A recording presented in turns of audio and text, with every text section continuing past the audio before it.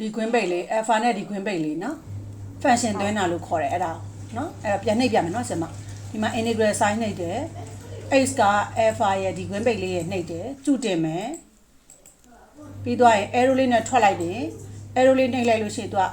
သူ့ရဲ့ကာစာလေးကအောက်ကိုကျသွားတယ်အဲ့ဒါဘာပြောတာလဲဆိုတော့ lower limit သွင်းခိုင်းတာ lower limit ကဒီပု္ပ္ပစာမှာ -1 နော်ရိုက်ပြီးသွားရင် equal နှိပ်လဲရတယ်နောက်ကျန်တဲ့ဘက်ကိုသွားလဲရတယ်နောက်ဒီမှာ replace လေးနဲ့ဟို back forward သွားလိုက်လို့ရှိရင် upper function limit ကိုတွင်ခိုင်းတယ်အဲ့တော့2တွင်တယ် equal နှိပ်တယ်အဖြေထွက်ပဲ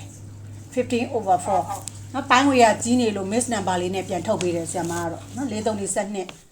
နဲ့ပေါင်းဆိုတော့33/4ဆိုပြီးတော့နော်အဲ့ဒါအတွက်ကို calculator နဲ့လည်းတစ်ခါရနှိပ်လို့ရတယ်ဒီမှာ S2D ရဲ့အပေါ်နားလေးမှာအဝါရောင်လေးနဲ့အဲ့တော့ shift နဲ့တွဲနှိပ်မယ်ဒီမှာ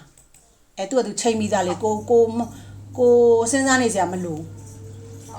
နော်အဲ့ဒါဒီအဖြေလေးကိုရေးပေးခဲ့လိုက်အောင်မယ်ကဲနောက်တစ်ပုတ်လုပ်ကြည့်အောင်နော်အတူတူလိုက်လုပ်မယ်နော် integral နှိပ်မယ် sin x alpha ခွင်းပိတ်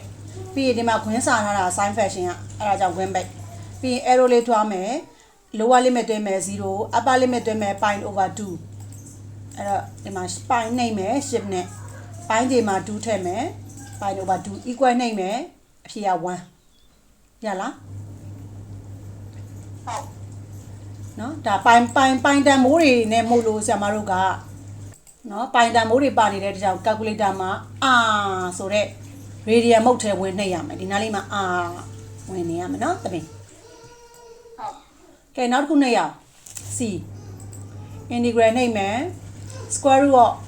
နော် square root of x plus 2ဆိုတော့ alpha x plus 2ပြီး forward လေးနဲ့တွားမယ် lower limit ထည့်မယ် -1ပြီးရင် forward ဆက်သွားတယ် upper limit သွင်းမယ်1 equal to နှိပ်မယ်ဒီမှာကျတော့သူကဒသမနဲ့ပေးတယ်ပေါ့နော်အဲ့တော့သူကဒသမနဲ့ပေးတဲ့အဖြေကိုမလိုချင်ဘူးနော်ဒသမနဲ့ထွက်တာကိုမလိုချင်ဘူးအဲ့တော့ root နဲ့ထွက်တဲ့အဖြေတွေ ln နဲ့ဖြတ်တဲ့အဖြေတွေဆိုရင်ဒသမနဲ့ပေးလိုက်မယ်ဒါပေမဲ့ဒါဆရာမတို့ဒီကြောင့်လည်းဖြစ်နိုင်တယ်ဆရာမပြန်ပြီးတော့ဒီဂရီမုတ်ထဲပြန်ဝင်ကြည့်လိုက်အောင်မယ်နော်ခဏဒီဂရီမုတ်ထဲပြန်ဝင်လိုက်မယ်ဆိုတော့3ပေါ့နော်အဲဆို integral of ပြန်ရိုက်မယ် square root of alpha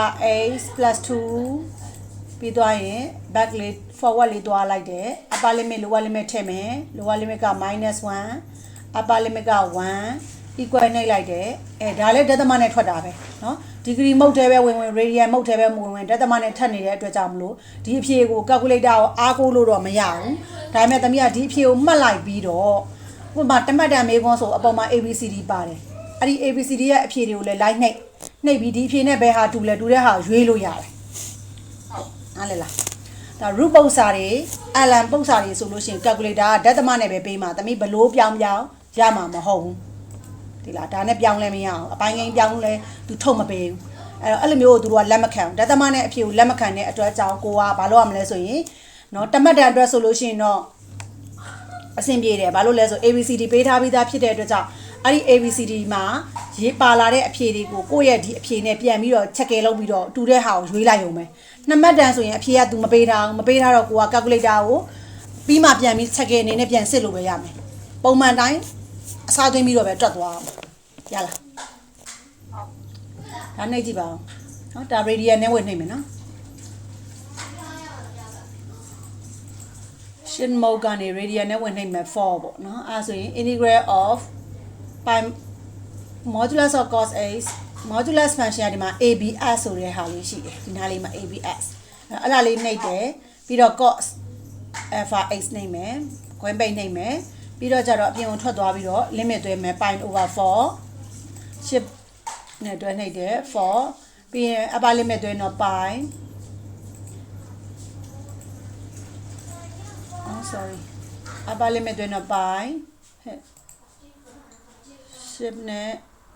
pi နဲ့နှိပ်တယ် equal နှိပ်တယ်ဒါခဏတော့စောင့်ရတယ်ကွာသိလားဒါမျိုးဆိုလဲရှိရင်လဲသူ့ရဲ့အဖြေ result ကို तू က